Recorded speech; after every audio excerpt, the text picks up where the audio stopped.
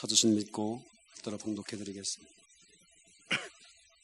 그러므로 이제는 여호와를 경외하며 온전함과 진실함으로 그를 섬기라. 너희의 조상들이 강 저쪽과 애굽에서 섬기던 신들을 치워버리고 여호와만 섬기라. 만일 여호와를 섬기는 것이 너희에게 좋지 않게 보이거든 너희 조상들이 강 저쪽에서 섬기던 신들이든지 또는 너희가 거주하는 땅에 있는 아모리 족속의 신들이든지 너희가 섬길 자를 오늘 택하라. 오직 나와 내 집은 여호와를 섬기겠노라 하니 백성이 대답하이르되 우리가 결단코 여호와를 버리고 다른 신들을 섬기기를 하지 아니하오리니 이는 우리 하나님 여호와께서 친히 우리와 우리 조상들을 인도하여 애굽 땅 종되었던 집에서 올라오게 하시고 우리 목전에서 그 큰 이적들을 행하시고 우리가 행한 모든 길과 우리가 지나온 모든 백성 중에서 우리를 보호하셨음이며 여호와께 또 모든 백성과 이 땅에 거주하던 아모리 족속을 우리 앞에서 쫓아내셨습니다. 그러므로 우리도 여호와를 섬기리니 그는 우리의 하나님이시니이다 하니라. 하나님의 크신 은혜와 능력이 예배드린 우리 모든 가족들에게 함께 있기를 축복합니다. 제가 중앙에 온 지가 2년 반이 됐습니다. 아산 사람이 된 지가 2년 반이 된 겁니다. 2년 반 전에는 아산이 이렇게 좋은 줄 몰랐습니다. 온양을 잘 몰랐어요. 근데 2년 반이 지금 지난 이후에 저에게 묻습니다. 온양 어떠냐? 물으면 참 좋다고 얘기를 합니다. 먼 곳에 갔다가도 아산 이정표만 뜨면 이제 집 다 왔어 라는 생각이 듭니다. 여기가 집인 겁니다.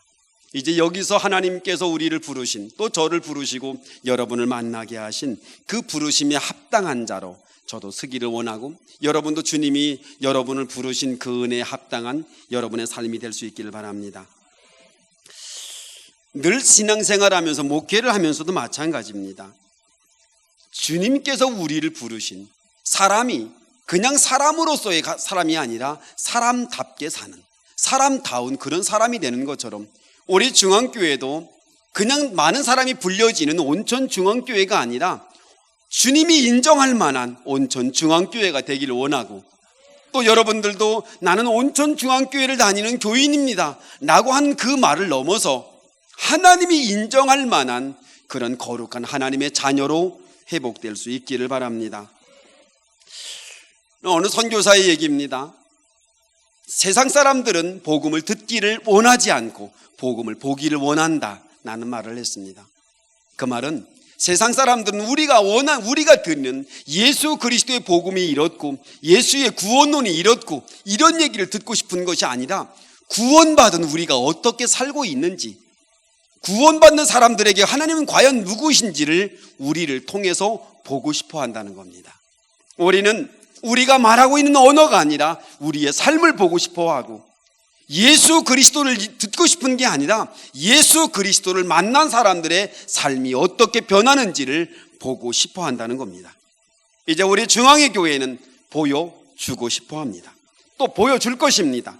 우리를 통해서 주님이 누군지를, 그리고 주님이 우리를 얼마나 많이 사랑하는지를 보여주고, 또 주님을 만난 우리가 얼마나 많이 달라지는지를 보여줄 겁니다. 그리고 주님의 교회가 무엇인지도 보여줄 것이고, 또 주님 그 교회 안에서 있는 하나님의 거룩한 백성들이 어떻게 세상에 선한 영향력을 나누며 살아가는지를 보여줄 것입니다. 그것 때문에 우리가 여기 와 있는 겁니다. 우리는 우리끼리만 예배드리고 우리끼리 찬양하고 우리끼리 예물을 드리고 우리끼리 예배를 드리는 것만으로 끝나는 것이 아니라 우리는 오늘 예배를 마치고 세상에 나가면 그곳에 가서 보여줄 것입니다. 여러분이 바로 우리 중앙교회이며 여러분이 주님이며 여러분이 하나님의 거룩한 사명자로 세상에 서 있습니다. 그러므로 여러분은 세상에 나갈 때 예수 그리스도의 은혜를 묻어갈 것이고 예수 그리스도의 사랑을 나눠주고 보여주는 삶이 될 것입니다. 그러므로 여러분이 교회며 여러분이 하나님이 보내신 바로 예수 그리스도를 보여줄 수 있는 유일한 통로가 될 것입니다. 그러므로 오늘 이 시간 예배를 통하여 예수 그리스도의 은혜를 묻어가시기 바랍니다. 예수 그리스도의 사랑과 힘을 여러분이 받아갈 수 있기를 바랍니다. 세상에 살다 보면 내 마음대로 잘 안 됩니다. 우리의 삶에 내 마음대로 하고 싶은데 내 소원대로 하고 싶은데 너무 그것이 잘 안 됩니다.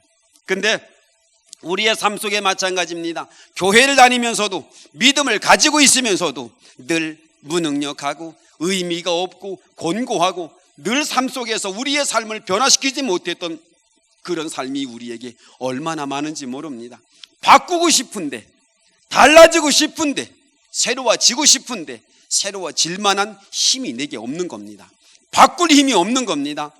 나의 삶을 새롭게 만들고 싶은데, 나의 운명을 새롭게 멋진 삶으로 그렇게 하고 싶은데 그런 힘이 내게 없는 겁니다. 잘 살고 싶은 겁니다. 제대로 살고 싶은 겁니다. 멋지게 살고 싶은 겁니다. 그래서 우리는 멋지게 사는 방법으로 뭘 선택한 거예요? 주님을 만나기로 선택한 겁니다. 우리는 하나님을 나의 아버지로 섬기기로 우리는 작정을 한 겁니다. 잘 살려고, 제대로 살려고, 멋지게 살려다 보니까 하나님이, 우리가 그분을 아버지로 섬기는 것이 가장 좋은 일이라고 우리는 선택을 한 것입니다. 그래서 우리는 오늘 이곳에 나와 예배를 드리는 겁니다. 마음을 다하고 뜻을 다하여 섬겨지는 일. 오늘 본문의 말씀이 오직 나와 내 집은 여호와만 섬기겠노라. 거기에 한 단계 더 밑으로 내려서 오직 나는, 오직 나 최문기는 여호와 하나님만 섬길 것입니다. 이 세상에 어떤 일이 있어도, 어떤 아무리 좋은 것이 내게 주어진다 할지라도 나 최문기는 오직 여호와만 섬기겠다고 다짐을 합니다. 또 한 가지 소원은 나와 내 가정이 여호와만 섬기는 가정이 되기를 소망하고, 우리 중앙교회에 있는 많은 성도들이 오직 여호와만 섬기겠노라고 다짐하고 결단할 수 있는 여러분의 삶이 될 수 있기를 바랍니다. 오늘 말씀을 나누기 전에 우리가 한번 다 같이 한번 오늘 말씀의 제목을 한번 읽어보겠습니다. 오직 나와 내 집은 여호와만 섬기겠노라. 한번 결단하고 고백하는 마음으로 한번 해보겠습니다. 자, 시작. 아멘입니까? 바로 아멘입니다. 오늘 이 시간에 우리가 말씀을 듣지 않아도 오직 나는, 오직 나의 가정은 여호와 하나님만 섬기겠노라, 그렇게 결단하고 고백할 수 있는 시간이 될 수 있게 바랍니다. 그러면 도대체 그 여호와 하나님은 누구십니까? 그 하나님은 도대체 우리에게 어떤 하나님입니까? 어떤 하나님에게 그 하나님만 섬기겠노라고 우리는 결단하고 다짐해야만 합니까? 창세기 22장에 보니 하나님은 아브라함에게 그의 아들 이삭을 바칠 것을 명령하고 있습니다. 100세 난 아들이에요. 세상에 그보다 귀할 수도 없고 그보다 사랑스러울 수 없는 그 아들을 이제 제물로 내어놓으라고 하나님은 아브라함에게 명령을 한 겁니다. 3일길을 데리고 가서 모리아 산에서 이제 나무를 갖다 놓고 아들을 묶어놓고 아들을 제물로 바치려고 합니다. 그때 하나님께서 내가 너를 알겠어, 너의 순종을 통하여 나를 얼마나 사랑하는지 내가 알겠으니 숲을 속에 양 한 마리를 갖다 줍니다. 그리고 양으로 번제를 드립니다. 준비해 주셨어요. 내 아들 대신으로 대신 양을 준비해 주신 겁니다. 그때 아브라함은 그 땅의 이름을 여호와 이레라고 불렀어요. 준비하시는 하나님, 오늘 이 시간에 우리의 삶 속에 날마다 우리의 삶의 필요를 준비하시고 우리의 은혜를 준비하시고 우리에게 축복을 준비하시는 여호와 이레 하나님이 지금 여기에 여러분과 함께 계십니다. 그러므로 여러분을 그냥 부르신 것이 아니라 여러분의 필요에 의해서 여러분이 부족한 부분을 도와주시고 준비해 주시려고, 여러분의 삶을 준비하시려고 여러분을 부르신 줄로 믿으시기 바랍니다. 여러분의 삶 속에 여호와 이레 하나님이 함께하길 바랍니다. 여러분이 믿는 하나님은 바로 여호와 이레 하나님, 날마다 나의 삶을 준비하시고 날마다 나를 도와주시며 내 삶에 필요한 것들을 채워주시는 바로 그런 여호와 이레 하나님이 지금 여러분과 함께 있습니다. 우리는 그 하나님만을 내가 섬기겠노라고 다짐하고 결단하는 겁니다. 날마다 우리 삶 속에 어떻게 해야 될지 모르고 늘 부족하여, 어떤 때는 건강이 부족하고 어떤 때는 재물이 부족하고 어떤 때는 지혜가 부족하고 어떤 때는 삶의 방법이 부족할 때 내게 준비하여 주셔서 나를 충만하게 하시는, 나를 넉넉하게 하시는 여호와 이레 하나님이 바로 우리와 함께 계신다는 겁니다. 늘 삶 속에 채워주신 하나님, 날마다 우리의 삶 속에 엘리야에게 까마귀를 통해서 먹을 것을 남겨주신 하나님께서 지금도 우리의 삶 속에 여러 가지 모습으로 우리의 필요를 채워주시고 우리를 준비케 하고 계십니다.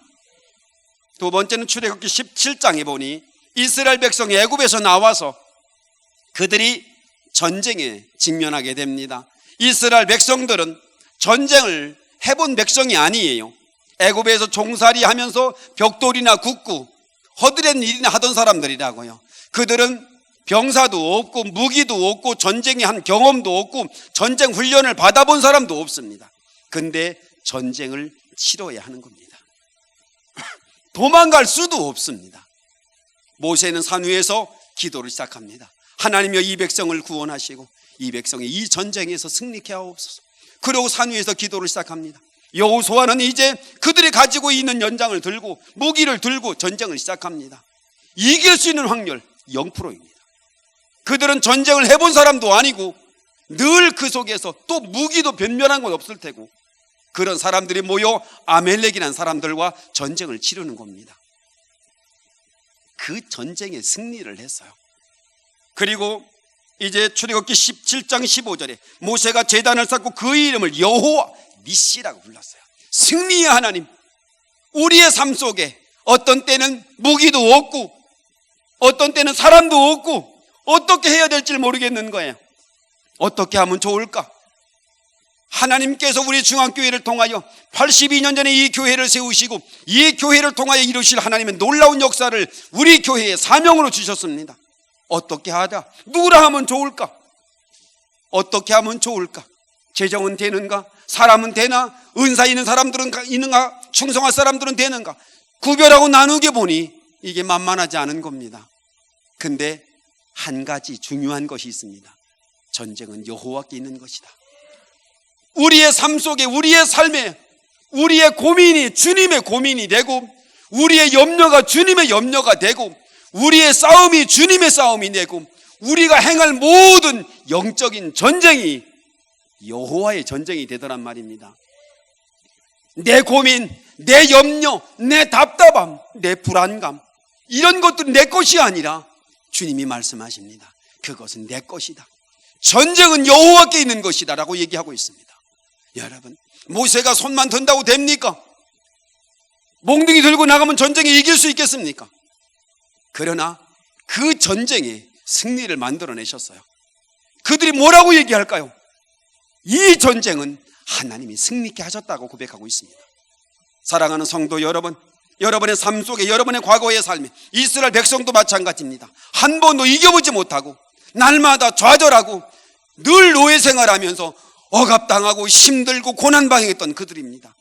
근데 그들이 하나님과 함께 계시니 그들의 삶에 승리의 삶으로 만들어냅니다. 내가 해서는 안 되는데 주님과 함께 해서는 가능합니다. 승리의 주님이 여호와 니시의 하나님이 바로 여러분의 하나님일 수 있길 바랍니다. 여러분의 삶 속에 나 안 돼, 나 안 돼요, 나 안 돼. 맞아요. 그게 정답이에요. 우리는 노맨입니다. 우리는 아멘이 아니에요. 그런데 승리의 하나님이 내 속에 계시면, 내 안에 계시면 우리는 승리의 영광의 계가를 부를 수 있습니다. 우리는 이기는 방법은 싸움을 이길 자를 영입하는 겁니다. 싸움을 이길 자를 영입을 해야 나를 바꿀 만한 내 삶을 이기고 싶은데 이게 너무 안 되는 겁니다. 눈을 킨다고 돼요? 화난다고 돼요? 짜증을 낸다고 돼요? 술 한잔 먹는다고 돼요? 자포자기 한다고 돼요? 안 돼요. 그렇다고 포기해버릴 수도 없잖아요. 뒤로 물러설 수도 없잖아요. 우리의 삶은 날마다 진행을 하는데 이러고 말 거 아니잖아요. 앞으로 살아야 할 시간도 많고 어떻게 해야 될지 잘 모르겠는 거예요. 어떻게 해요? 여호와 니시의 하나님을 여러분의 하나님으로 모시는 겁니다. 여러분을 승리케 하시며 너의 전쟁이, 너의 싸움이, 너의 염려와 너의 근심이 나 여호와의 것이라고 인정해 주시는 그 주님과 우리가 그를 섬기기로 작정하는 겁니다. 여호와 니시의 하나님, 나를 승리케 하시며 나를 영광 가운데 세울 하나님, 그 하나님이 바로 여러분의 하나님이 될 수 있기를 바랍니다.